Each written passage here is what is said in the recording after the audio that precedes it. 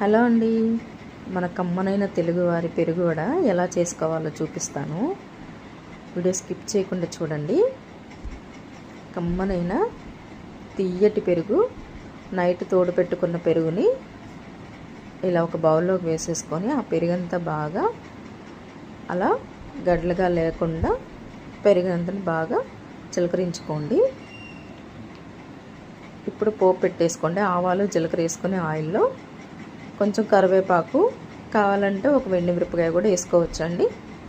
వేసుకొని పోపు పెట్టుకొని ఈ పెరుగులో వేసేసి మీ రుచికి సరిపడా ఉప్పు వేసుకోండి. సాల్ట్ కూడా వేసి కలుపుకోండి. ఇప్పుడు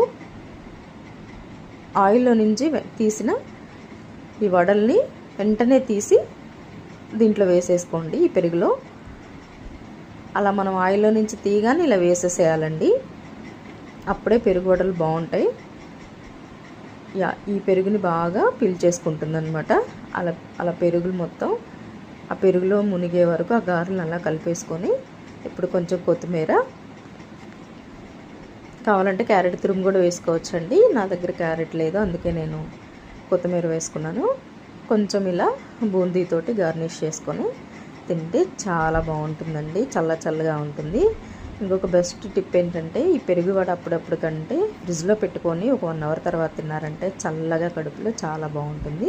ఆ వీడియో నచ్చితే ప్లీజ్ సబ్స్క్రైబ్ చేయండి.